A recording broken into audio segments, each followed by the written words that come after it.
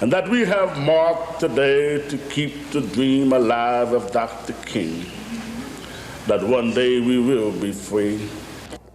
Hundreds of Duluth residents celebrated Martin Luther King Jr.'s fight for freedom on the day set aside to honor the civil rights activist. They remembered his lessons, and they remembered his dream. His works, him marching, sitting in, actively speaking out against racism is something that we all should do, and we should do it in the city of Duluth, because Duluth is not free from racism and bigotry. We still have it here in the city of Duluth, believe it or not.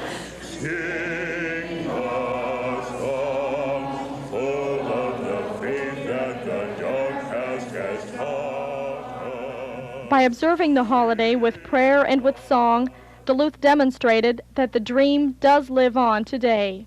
We will be able to speed up that day when all of God's children, black men and white men, Jews and Gentiles, Protestants and Catholics, will be able to join hands and sing in the words of the old Negro spiritual, free at last, thank God Almighty, we are free at last. Carla Powers, Channel 3 News.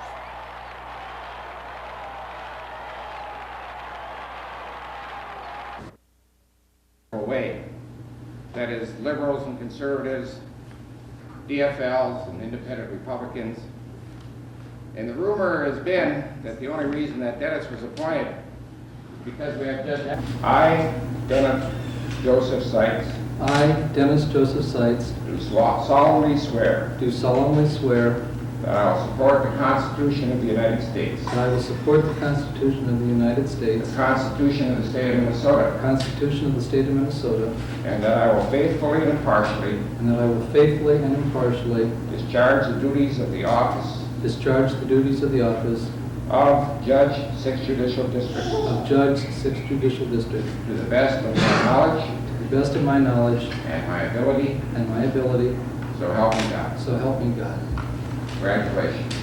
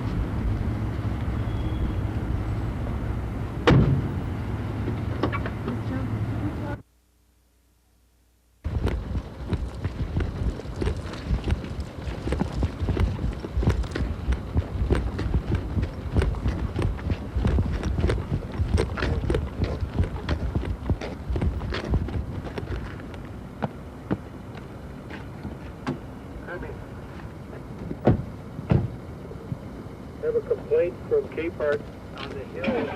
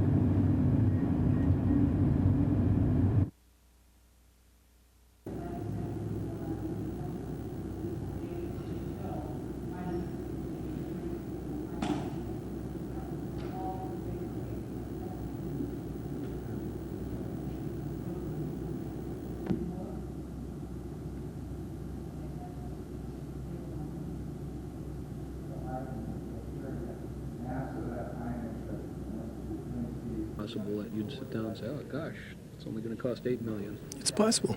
It's possible, right? Okay. Mm-hmm.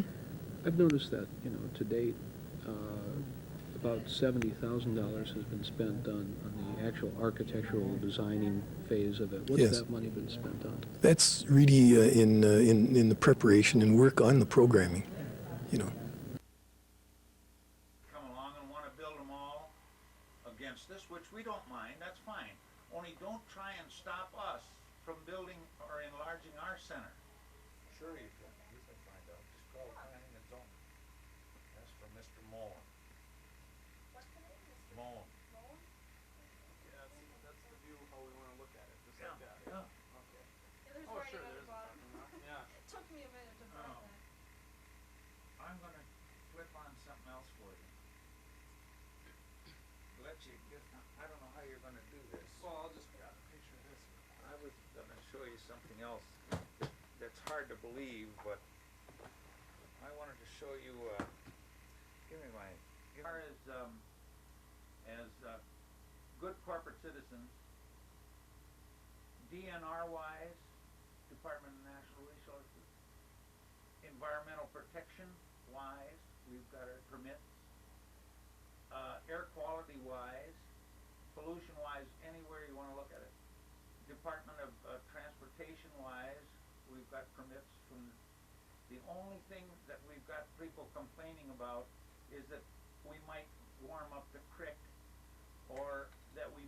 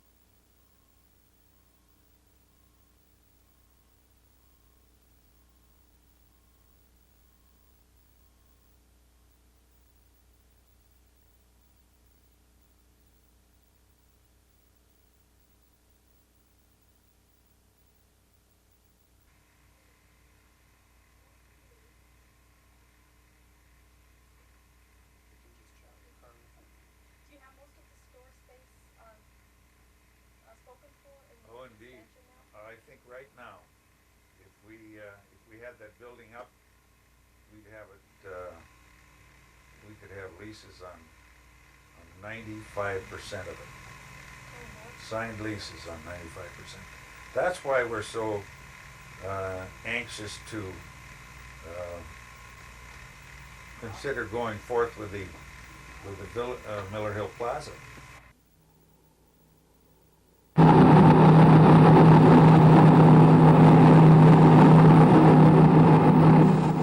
The Minnesota Guard seems genuinely baffled by the protests over its training. The Air Guard is trained in Central America since 1978, and while the politics have changed since the Sandinistas took over Nicaragua in 1979, the Guard's mission hasn't changed. This trip, they say, as before, they will fly mail and supplies to South and Central American embassies. What are the facts? Well, basically, we're just down here doing what we've been doing for a number of years, and that's training and supplying different embassies in this part of the world. No drums, no guns to the Contras as far as you know? I've never had anything to do with guns or things like that, no. No rebel troops dropped along borders? No, ma'am. No equipment just sort of dropped off nowhere so somebody unnamed can pick it up? Never to my knowledge anything like that. I think there's a great deal of misinformation has been passed off on the American public of what we're doing down here. Okay. And I'm not defending, I'm not saying I'm pro or con on the situation. Following orders, though. That's exactly right. Those orders do not include clandestine activities, according to the Guard. But the head of the U.S. Southern Command, which includes both Central and South America, admits the Guard and Reserve role is part of a larger strategy, which includes a strong military presence. While they provide me what I need down here, which is American military force presence, so people can see that American military indeed can get down here if they need to. The Guard and Reserve themselves, what they benefit from is the tremendously better training than they had before. That aspect of the Guard's role in the troubled region has prompted protests here in Minnesota. And the next scheduled mission could be aborted if Governor Perpich seeks an injunction to keep the Guard under state control. The mission of the Minnesota Guard on January 23rd is to fly here to Palmarola and pick up these men and take them back to their base in Jacksonville, Florida. Yeah. These men are operating as carpenters, plumbers, and electricians, and will be rotated out as our Guard flies in a Nevada unit with the same mission. Some call it war games. Some call it part of the invisible war the U.S. is waging in Central America. With photographer Gordon Bartouche, this is Marcia Fleur, WCCO Television News, Palmarola Airfield, Honduras.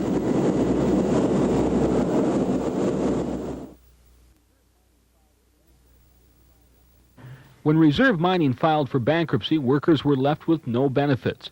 It took a bitter battle by the Steelworkers Union to regain even a portion of a health insurance plan over 2,200 workers had contributed to for many years. Representative Joe Begich says that shouldn't happen to anybody. The Eveleth lawmaker has introduced a bill that would require any company employing Minnesota workers to post a bond to guarantee their benefit packages. Reserve, we find out their name became First Taconite Company that we never knew about. LTV said they have no responsibility. Armco says they have no responsibility. This bill will cover every company doing business in Minnesota, whether they are organized by unions or not. The business community is viewing the Begich bill with a cautious eye. Officials with Harcourt Brace Jovanovich Publishers in Duluth say such a law would make Minnesota a poor place for them to do business. With over 800 Minnesota employees, the cost of the bill would be great. To us, where we have multiple locations, it would really escalate the cost of doing business here in Minnesota compared to where we have our other business locations. The main question, will the state's DFL-controlled legislature support the bill? They either put their votes up, what their philosophy and beliefs are, or they can go with big business and put their votes with the Republicans. It doesn't bother me. John Schottel, Channel 3 News. It's 1/15 the size of the real thing, and it contains every detail over a ½ inch in size. This section of the model is the pulp mill, and like the other 5 sections which have yet to arrive, it will be used to assist construction. With the model, why you not only locate all the equipment, but all the piping and columns, and so you can visualize also what it takes to maintain the mill in operation. After the model is complete, it will be used as a training tool for LSPI employees. It will be used both by the crafts to construct the mill, by us to train our operators, and then after we begin operating, it will also be used to certify upgrade and training. 5 semi-trucks will transfer the remaining 3/4 of the model from Birmingham, Alabama to Duluth February 14th. By that time, a special 6,000 square foot building will have been built to house the entire model. Lisa Molosky, Channel 3 News. The biggest entertainment news this weekend is not an opening night at the theater or a spectacular concert. The big news is that big game between the New York Giants and the Denver Broncos. And even folks who don't really like football turn into couch potatoes for a day as they watch this annual event and take part in all the festivities surrounding it.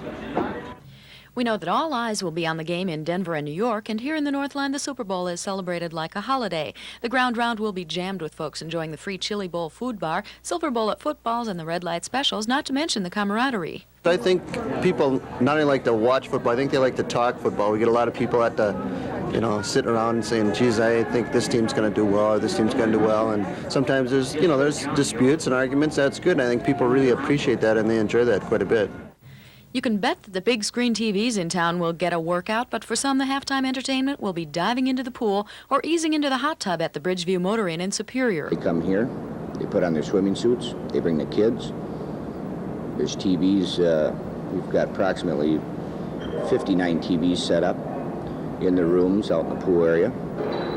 They bring pizzas in, Kentucky Fried Chicken, the whole bang, and they just have a good time. And Whether you're going to celebrate out or settle in at home, you may notice a huge surge in electricity late in the afternoon, some very silent streets, and you'll know where nearly everyone is on this wild Sunday.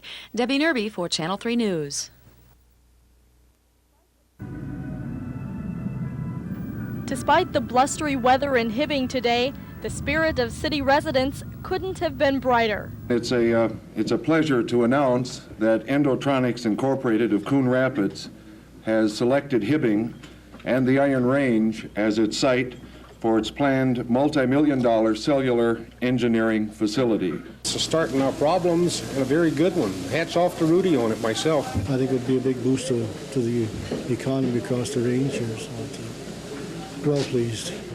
If plans for the killer cell manufacturing plant proceed smoothly, the facility may one day employ anywhere from 1,000 to 5,000 people. But officials say what's more important is that Endotronics may make it possible to diversify the Iron Range economy.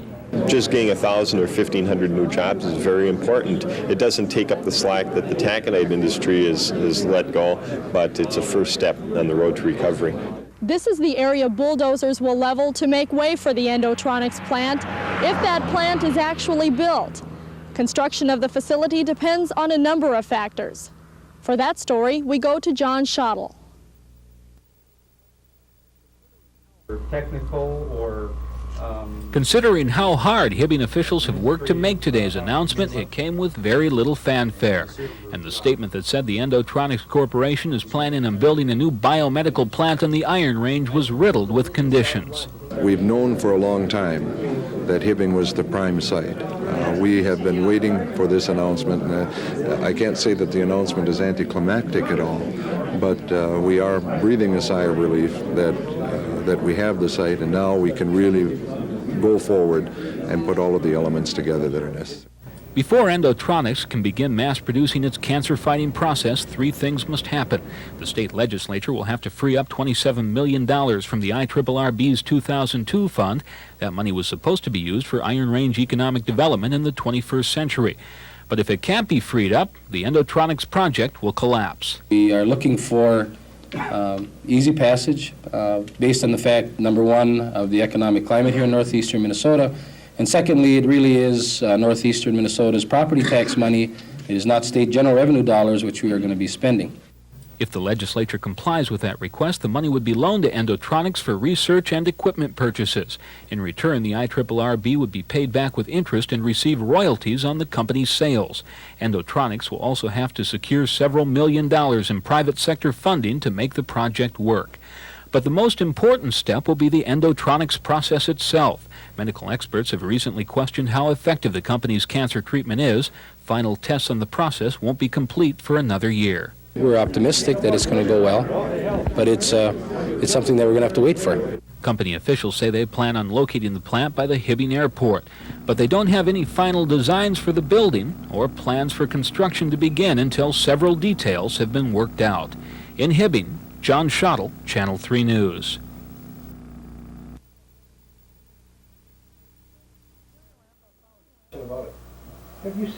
Gary Lampa found himself in a familiar position this morning, handling routine business at the IRRB headquarters in Eveleth and answering reporters' questions concerning his future with the agency. I'm going to remain as commissioner and with no end date in sight, so that's that. Yeah. But as late as yesterday afternoon, Lampa was gone, according to sources at the state capitol. Channel 3 even reported the news last night after confirming the story with several sources in St. Paul. Your story to the people was not wrong. At the time that you released the story, it was true that Lampa was going to be replaced and put on special assignments, and Jack DeLuca had been offered the commissioner jobs. But Iron Range lawmakers began pressuring Perpich to reconsider earlier in the week when they learned the news would be released following the Endotronics announcement. So once again, reports of Lampa's departure have been exaggerated. But even staunch supporters wonder how long this can last. Jeff Potts, Channel 3 News.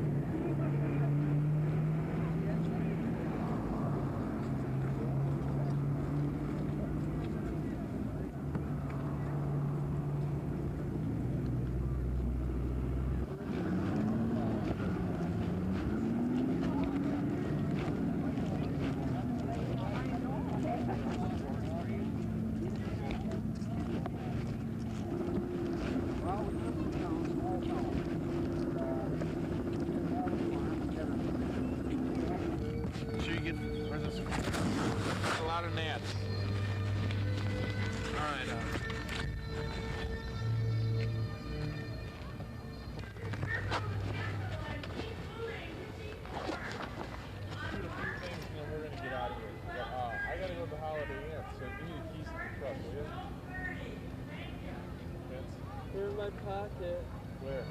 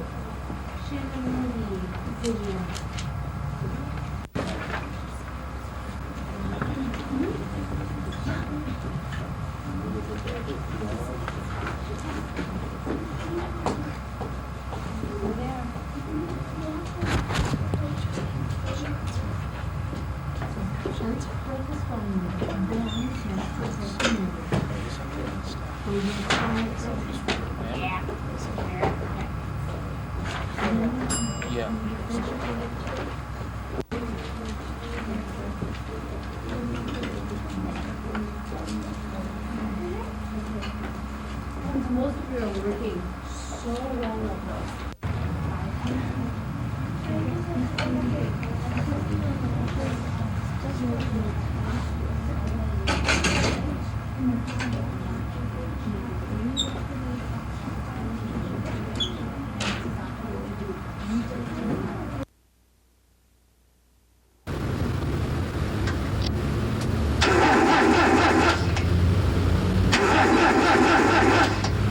A lot of people got off to a bad start this morning.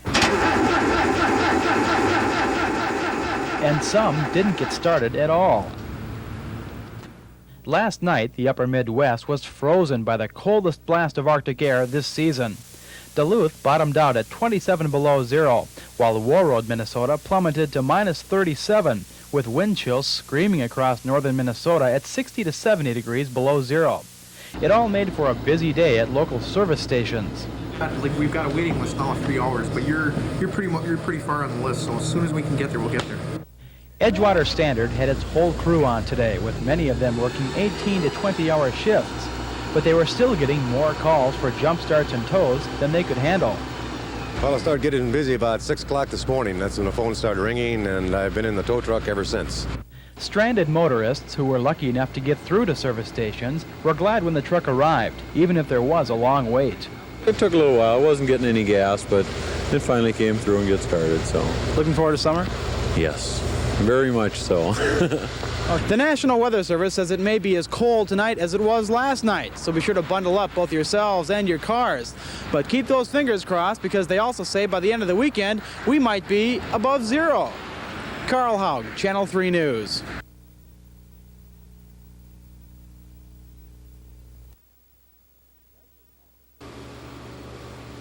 Legend has it that if it weren't for a jolly little troll named Gunnar, Minnesota would again be in the freezes of another ice age. And residents of Grand Rapids think that's worth celebrating. Gunnar is a little troll. He's a laugher and a smiler, and he was shipped here from Norway. They didn't care for him over there, and they said, why don't we send him to Grand Rapids, near the Father of Waters, the mighty Mississippi, and his job is to slay winter. The 9-day event marking Gunnar's slaying of winter is called Vintersloos. And regardless of the sub-zero temperatures, people really showed up to see winter run out of town. 37 events take place over the next week, ranging from alpine and cross-country skiing to snowmobile races, dog sled races, and something completely different, an ice trolling contest. Workers cut a slice out of Forest Lake a 1/4 mile long and a foot wide, and the rest was easy. Just hop on the back of a snowmobile and you're off. Of course, sometimes it's not quite as easy as it looks. But for this troller, he might just go home with the first place trophy. And that too was something completely different. But what most folks were happiest about was the return of Gunnar and hopefully the end of winter. And we hadn't seen him until last night, but he was at our parade, and now he's in the area again, so we think he's going to come back and do his job. Carl Haug, Channel 3 News.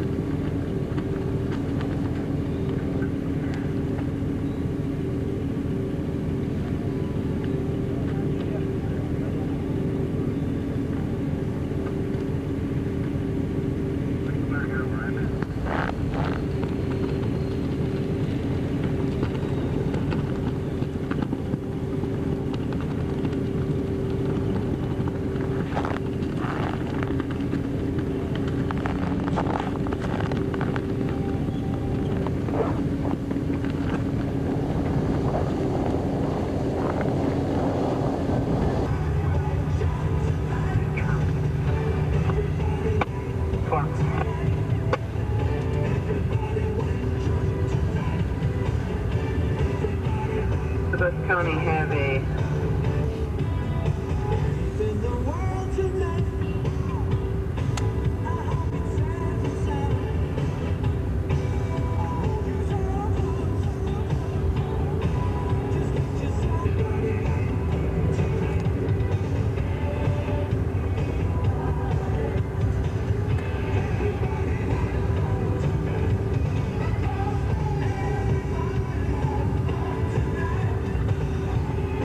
Fine Superior. For 1509. Minnesota. Women just naturally need more calcium. You see all the news? What we're talking about. They need more calcium during their growing years and even later on in life.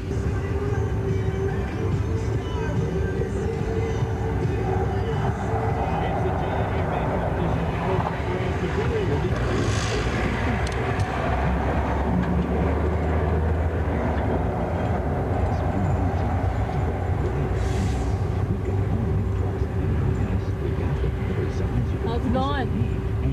I feel cold. I can't believe.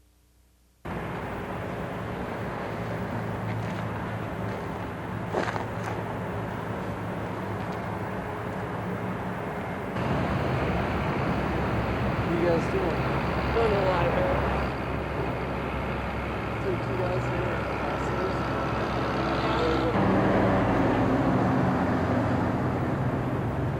What's it being taped on there right now? Yep. Let's go, Kent.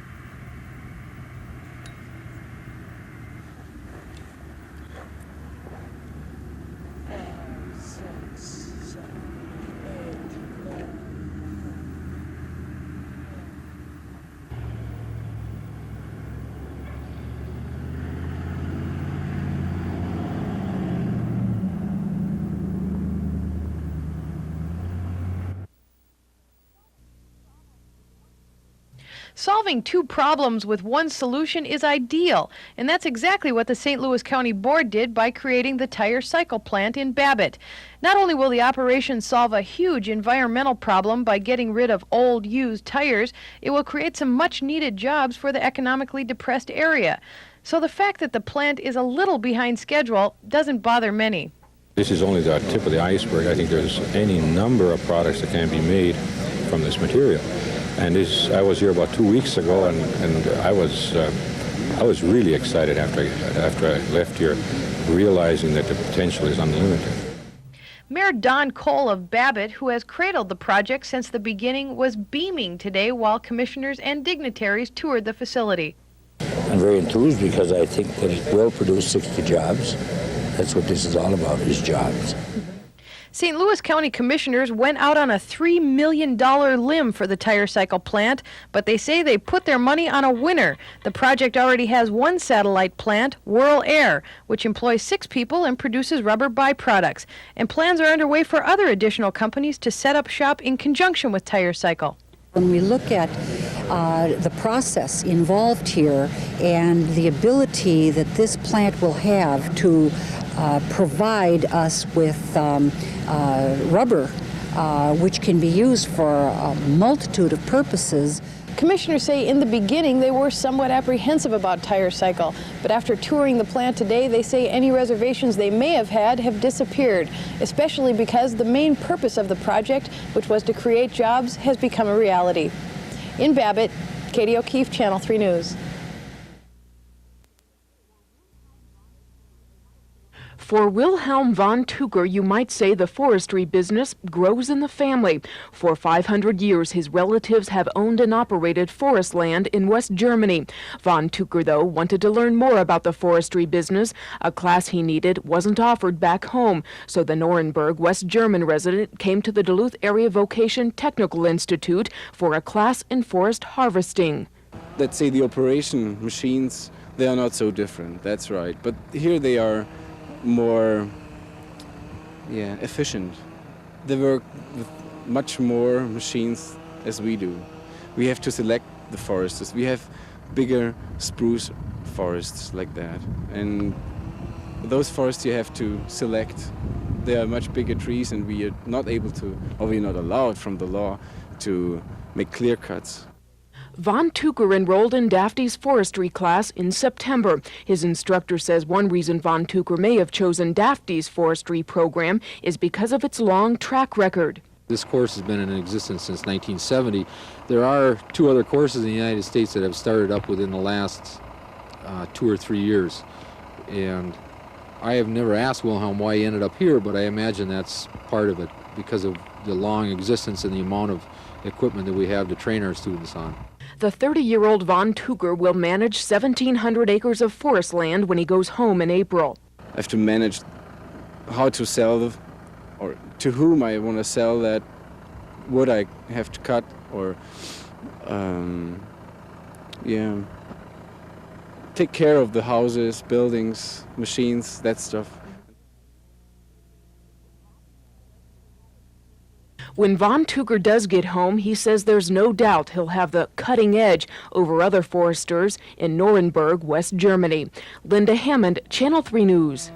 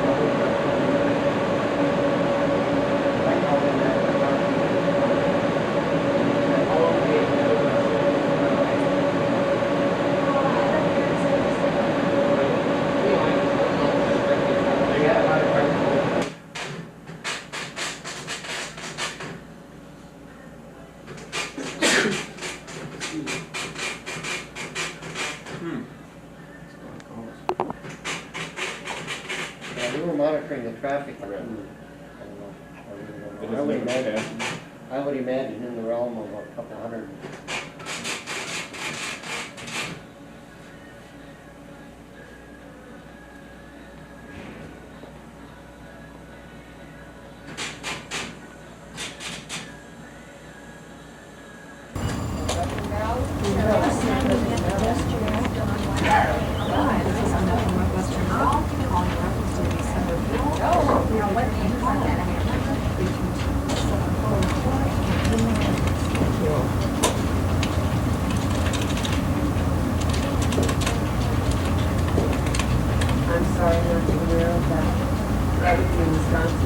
So I can have one sent to you. What's your area code and phone number? There was a previous bill of $161.57. Is that what you thought you owed, Sandra? Because it does indicate that the directory is a combined book, you know, not just a separate yellow page. Okay, yeah, I see, 136.30. Okay. That would have been, well... Just for August serial? Actually, what it was there was a bill that came out... Okay, I'll have one sent in the mail, and you don't need any other one owner directories at all. Just a January bill was printed, which brought it up to 161.57. And then then the closing bill was printed. And we had, yeah, because we did have before, we would have to have another deposit on it.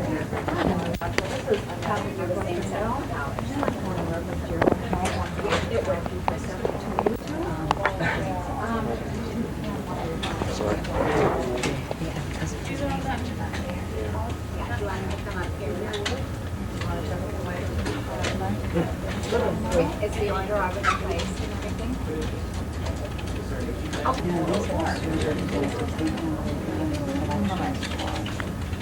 If the number's not marked, So when they call people here,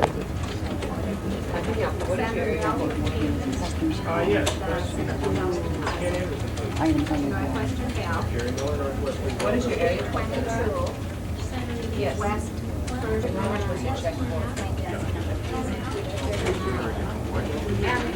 Sandra, make sure on your check or your money order, whatever you sign, make sure you put this old phone number. there's an office operators that just work to look up the phone numbers when I call. There's something wrong in Cook, Minnesota, where I travel all the way up there. Do you have some offices up in that area? We have some technicians out there in Virginia and KDLH service that have.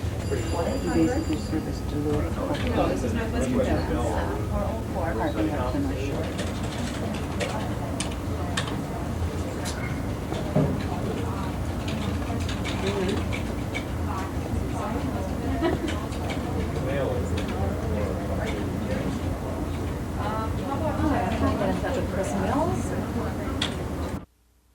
Put your hand there.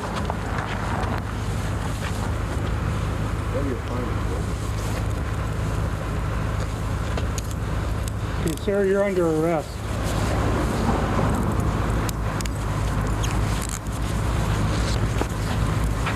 I'll read you your rights just to let you know. You have the right to remain silent. Anything you say can and will be used against you in a court of law. You have the right to talk to a lawyer and have him present with you while you're being questioned. If you cannot afford to hire a lawyer, one will be appointed to represent you before any questioning if you wish one. You may decide to exercise these rights at any time. Sir, do you understand each of these rights I have explained to you? Yeah, I think so. Having these rights in mind, do you wish to talk to me now? No, I don't. Okay, can you stop right there? Sir, you have the right to remain silent. Anything you say can and will be used against you in a court of law. You have the right to talk to a lawyer and have him present with you while you are being questioned. If you cannot afford to hire a lawyer, one will be appointed to represent you before any questioning if you wish. You may exercise these rights at any time. Do you understand each of these rights I have explained to you? Yeah, I think so. Having these rights in mind, do you wish to talk to me now? No. Because you don't know it or because you have to? It's accepted procedure. So when you go into court, you can say exactly the words that you told this person. Cagney and Lacey knows it by heart. Yeah. But then you have to go into court and they go, well, did you read it from memory? Yeah. Or did you recite it from memory? Okay. Or did you read it from a card? I will let this come in. I thought you were going to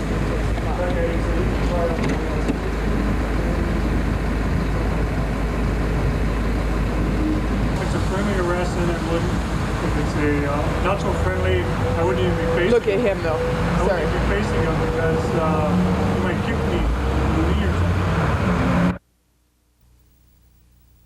And today our nation remembers that shuttle explosion. Fourth graders in Mrs. Hill's class at MacArthur West Elementary School took some time away from lessons today to talk about the Challenger disaster and to write letters to NASA. Well, I said I hope I'd be in the program someday, and I told them that I felt sad when the explosion blew up. I was really sorry that it blew up, and I was glad that they picked Krista. Why were you glad that they picked her? She was nice, and she taught a lot about space. Many of the children watched the event on television, expecting to see a successful launch that would send the first teacher into space. Barbara Hill feels it's important for them to reflect upon that experience. It's something I think we need to remember, those people who are brave, people who are willing to make a contribution for our country, and I think that's what I would like the children to remember of the 7 astronauts who went up in the space shuttle. Carla Powers, Channel 3 News.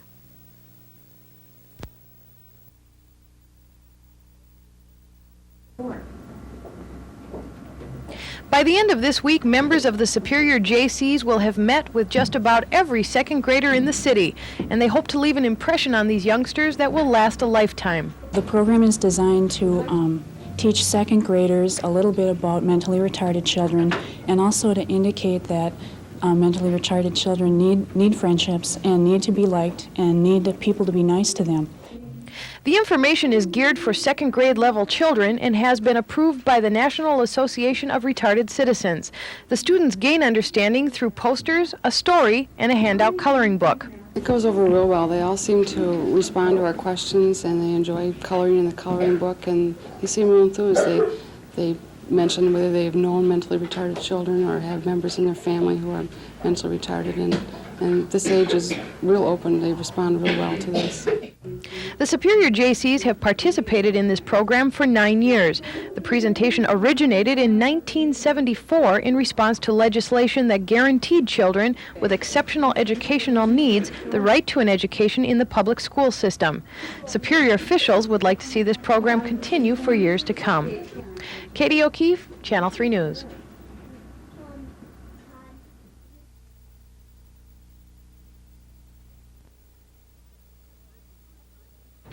At first, St. Louis County Commissioners say they were a little worried about putting over $3 million into Babbitt Tire Cycle.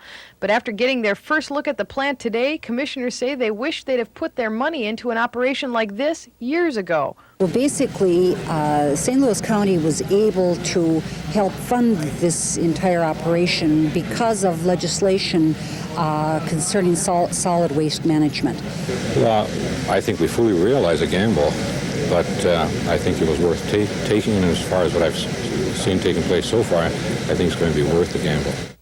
Not only are St. Louis County board members excited about the recycling facility, Babbitt City officials say it could be the answer to their economic problems. I'm very enthused because I think that it will produce 60 jobs. That's what this is all about, is jobs. The Babbitt Tire Cycle project is about 3 months behind schedule, but the important thing is they're almost set up and should be off and running within a month. Officials say along with some much-needed jobs, the plant will also solve a huge environmental problem by recycling tires. In Babbitt, Katie O'Keefe, Channel 3 News.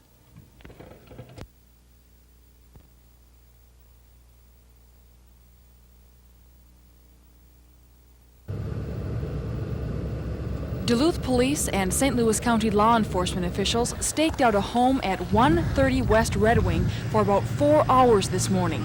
They were hoping to find 51-year-old Fred Bowman inside. Bowman allegedly stabbed his 39-year-old wife, Paulette Bowman, repeatedly in the chest and back this morning. The master bedroom of the house contained a lot of blood. Paulette apparently ran from her home at 130 West Red Wing, 6 homes up to this home, 152 West Red Wing, where she was helped by Mr. and Mrs. Murphy. Paulette did come up the stairs then on her own. She was real coherent. She was bleeding all from the chest, and her face was mutilated and bruised, and she was bleeding from the mouth. We took her shirt off. My husband applied gauze pads, and I got a blanket for her, and there was blood all over in the dining room on the chair and everything, and she was still conscious. Paulette was brought to St. Mary's Medical Center, where she remains in satisfactory condition. Duluth police say Fred Bowman was Paulette's estranged husband, and there was a restraining order on him. We have one prior arrest on Mr. Bowman. He was arrested for domestic assault. Fred Bowman has not yet been found, and police are asking people to be on the lookout for a 1966 brown Dodge pickup truck, license number NDU 328. Bowman is 6'2", 200 pounds, with gray hair and gray eyes. Police expect to charge him with attempted homicide when he is apprehended. Lisa Molosky, Channel 3 News. Just to let you know, you have the right to remain silent. Anything you say can and will be used against you in a court of law. The Miranda warning is read only when a police officer has to question a suspect and when that person is put in custody. Attorney General Edwin Meese III has announced he wants to scrap the Miranda warning. He said the rule only helps the guilty by keeping police from asking the one person who knows the most about the crime. It's an idiotic statement by a political hack, and it's the only reason that it's made, frankly. He knows it's not going to get rid of. District Public Defender Fred Friedman says Miranda is a necessity during arrests. He says it keeps people from giving information during an arrest that could incriminate them. The whole idea is equal protection.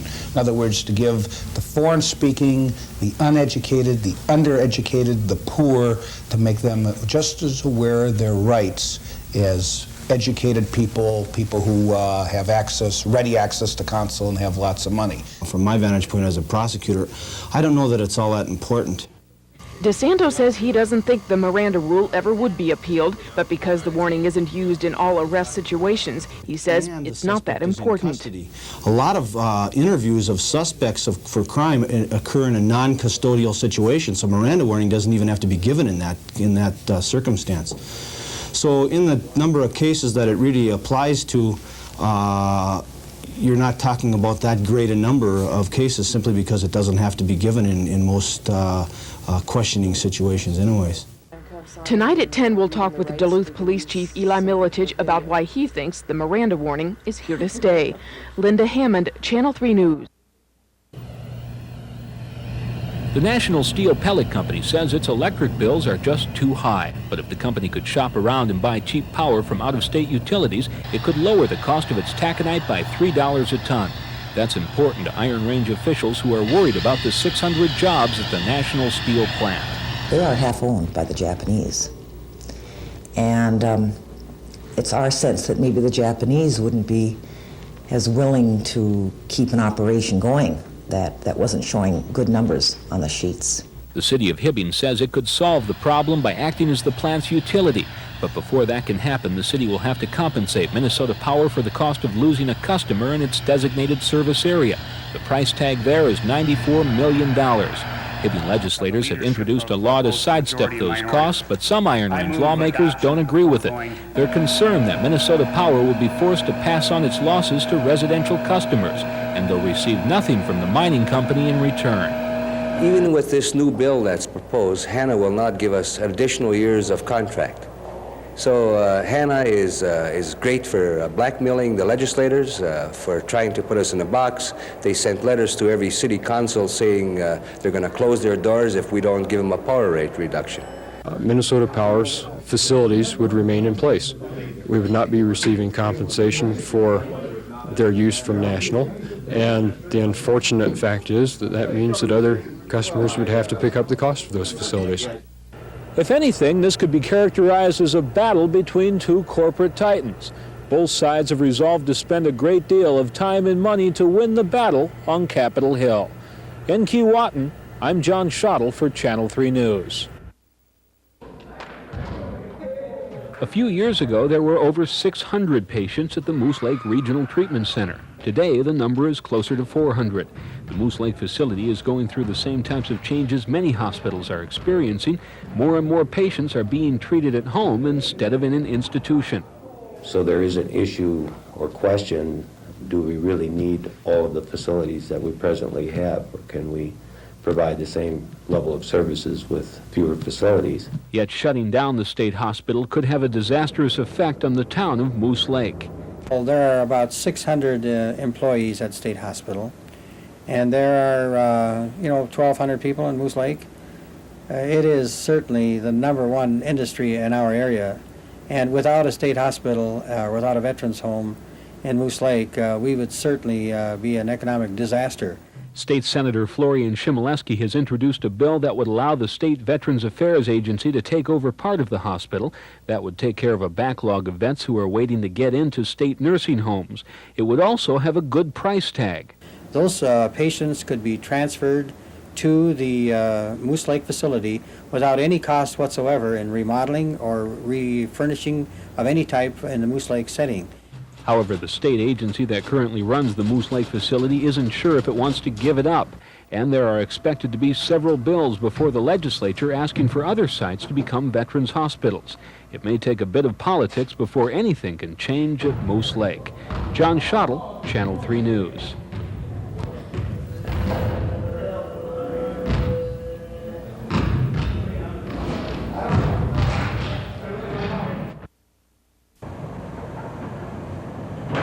Because of an expanding prison population, Wisconsin lawmakers have decided they need to build another state prison.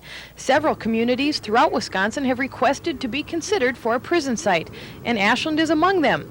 But city officials want the people to decide. We're doing something unique here in Ashland by saying, let's not, as a city government, say, well, we want a prison and to hell with the people, whatever their opinion is. We're saying we want to get the opinion of the people first, and if they want us to pursue a state prison here in Ashland, then we would take, as city government, the ball and run with it and go down to Madison and put our hat in the ring.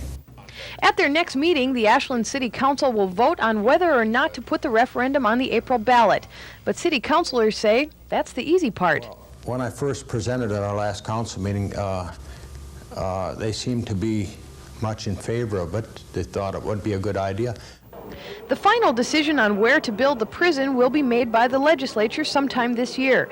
But before Ashland can drop its name in the hat, the people will have to vote. I think it would create jobs. They need jobs in this area. It's a depressed area as far as, Good idea? Yeah, I wouldn't mind. Don't make no difference to me. They want a deal, be fine, I guess. Most of the residents we spoke with today like the idea of a prison and say it would be great for the economy and for jobs. But others say it would be detrimental to the community and plan on voting no on the April referendum. Tonight at 10, we'll tell you why. In Ashland, Katie O'Keefe, Channel 3 News. Each year, Daphne gets about $500,000 for their vocational programs. The money comes from the $12 million the state gets each year from the federal government. Reagan says he wants to scrap that education fund. It's very difficult for us in vocational education to understand why they're doing it. Roger Palmer is the extension director at Daphne. He has started a letter writing campaign to make sure those funds aren't zeroed out. We are sending letters out to all of our teachers, our administrators, our students, the General Advisory Committee, and urging every one of them to write to our congressman and to President Reagan to object to the zero funding for vocational education from the federal budget. This is the letter colleagues are receiving. It explains the importance of writing their congressman or senator to request continuation of federal dollars for vocational education. Palmer says it'll take quite a few letters to make a difference in Washington, but he says he's confident enough letters will be sent to make the difference. I've been very pleased already to have people stop me in the halls, call me, ask for a little bit of help in writing those letters. I'm getting a lot of good signs that people are doing what we're asking them to do. Linda Hammond, Channel 3 News.